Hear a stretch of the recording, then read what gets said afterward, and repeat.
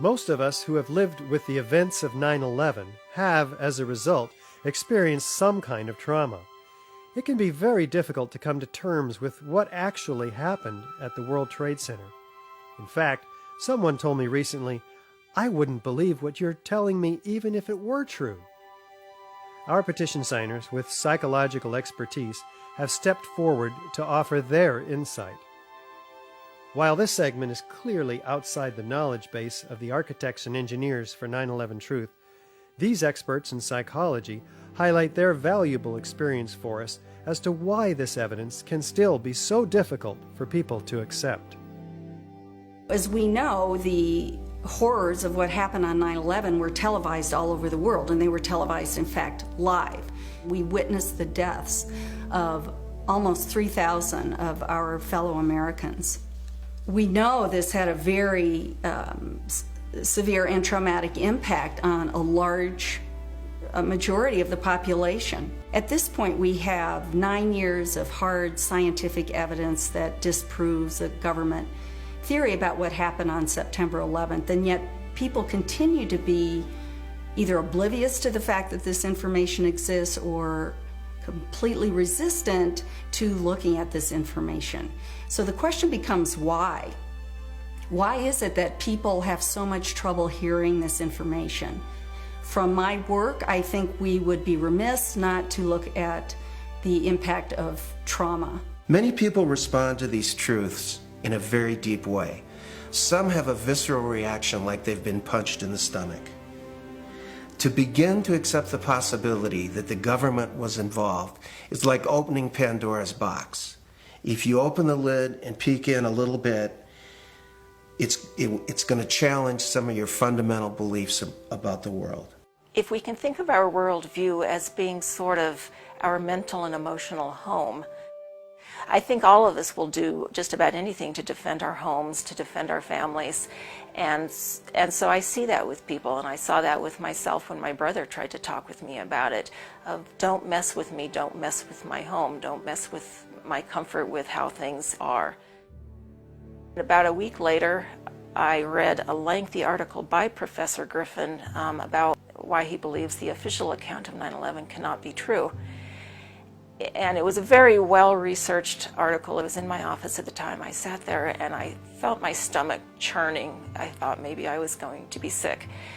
And I leaped out of my chair and ran out the door and took a long walk around the block, around several blocks, and just broke down. I understand now that what was happening was my worldview about my government being in some way my protector, almost like a parent, had been dashed, and it was like being cast out into the wilderness, I think is the closest way to describe that feeling. And I sobbed, felt like the ground had completely disappeared beneath my feet. And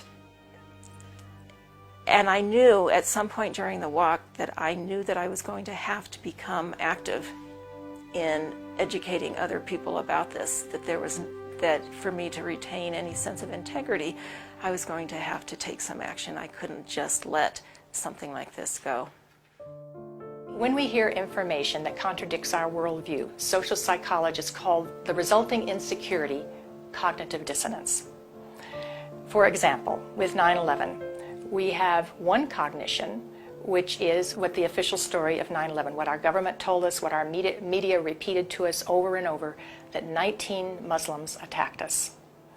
On the other hand, we have what scientists, researchers, architects, engineers are now beginning to tell us, which is that there is evidence that shows that the official story cannot be true. So now we've lost our sense of security. We are starting to feel vulnerable. Now we're confused. 9/11 Truth challenges the beliefs that our country protects us and keeps us safe, and that America is the good guy. When your beliefs are challenged, fear and anxiety are created. In response to that, our psychological defenses kick in, and they protect us from these emotions. Denial, which is probably the most primitive psychological defense, is the one most likely to kick in when our beliefs are challenged. And it's a very, very uncomfortable state to be in. And eventually our mind shuts off. Just like when a computer is overloaded, our minds get overloaded. We can't handle it anymore and we shut down. And what some of us will tend to do is deny the evidence that's coming our way and stick to the original story, the official story, and to try to regain our equilibrium in that way. Another thing we can do is decide to look at the conflicting evidence and be sincere and be open-minded and look at both sides of the issue and then make up our own mind about what reality is.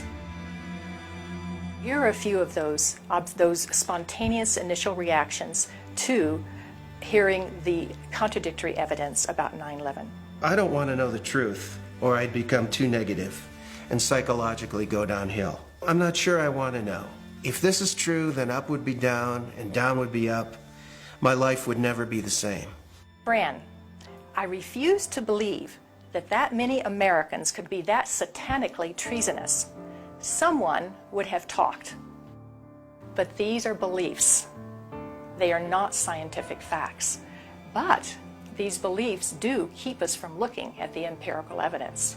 Whenever we say, I refuse to believe, we can be sure that the evidence that's coming our way is not bearable and that it's conflicting with our worldview much too much. As I thought about all of these responses, I realized that what is common to every one of them is the emotion of fear.